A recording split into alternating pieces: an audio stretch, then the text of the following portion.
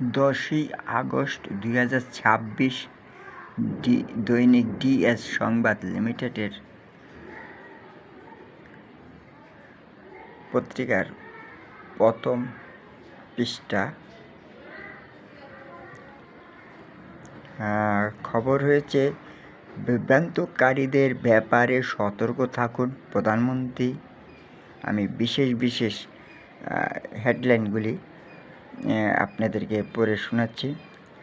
হযরত শাহবাহের রহমতুল্লাহ আলাইহির 22তম বার্ষিক পবিত্র উরস মোবারক 20 আগস্ট 2026 ইংরেজি থেকে শুরু। ফ্যামিলি কার্ডের আনুষ্ঠানিক উদ্বোধন 16ই আগস্ট। 4 বছরে কার্ড পাবে 1,60,00,000 পরিবার।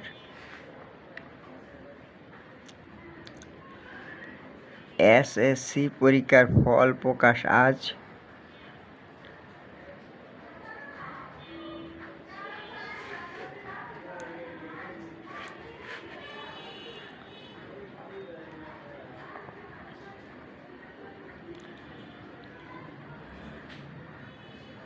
বাংলাদেশ জাতীয় সাংবাদিক সমিতির অর্গানাইজেশন BJSS অর্গানাইজেশন এর সভাপতি MA রনি সহ সকল সদস্যদেরকে অভিনন্দন জানিয়েছেন ইব্রাহিম গাজী, সহসভাপতি, বাংলাদেশ জাতীয় সাংবাদিক সমিতি অর্গানাইজেশন। আরও খবর রয়েছে, দণ্ডিত আসামিদের সব তথ্য ডিজিটাইজেশন প্রশ্নে হাইকোর্টের রুল।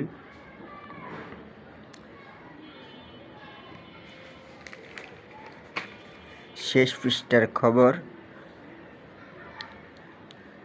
সরকারের সকল ভর্তুকি ও প্রণোদনা খাতে বরাদ্দ কমাতে চাপ বাড়বে IMF। বগুড়ায় দাঁড়িয়ে থাকা ট্রাকে আরেক ট্রাক ধাক্কায় নিহত 2। দেশে ভোটার বেড়েছে 3,09,315 জন। পৃথিবীকে বাসযোগ্য করতে কার্বন নিঃসরণের পরিমাণ কমাতে হবে তথ্য ও সম্প্রচার মন্ত্রী।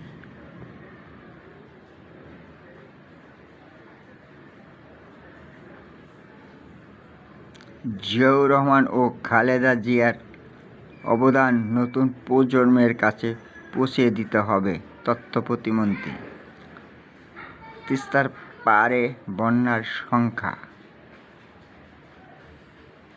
সিএনজিতে যাত্রী বেশে ইয়াবা পাচার ও 2 নারীসহ আটক 4। মাদকমুক্ত সমাজ গঠন ও মসজিদের উন্নয়নে একযোগে কাজের অঙ্গীকার মোহাম্মদ শহীদুল ইসলাম। গত 7 আগস্ট 2026 রোজ শুক্রবার মাদকমুক্ত সমাজ গঠন ও মসজিদের উন্নয়নে একযোগে কাজের অঙ্গীকার। গত 7 আগস্ট পবিত্র জুমার দিনে নয়াগাঁও মাদ্রাসা বড় জামে মসজিদের কমপ্লেক্সের সাধারণ মুসল্লিদের সাথে জুম্মার নামাজ আদায় করেন 55 নং ওয়ার্ড বিএনপির আহ্বায়ক ও কাউন্সিলর পদপ্রার্থী মোহাম্মদ শহীদুল হক। নামাজ পরবর্তী সময়ে তিনি উপস্থিত মুসল্লিদের উদ্দেশ্যে বলেন, বড় মসজিদের উন্নয়ন এবং সমাজ থেকে মাদক দূর করতে আমাদের সবাইকে ঐক্যবদ্ধভাবে কাজ করতে হবে। তিনি এলাকার সার্বিক উন্নয়ন ও শান্তি শৃঙ্খলা বজায় রাখতে সর্বস্তরের জনগণের দোয়া ও সমর্থন প্রত্যাশা করেন। তো আজকের এই খবর।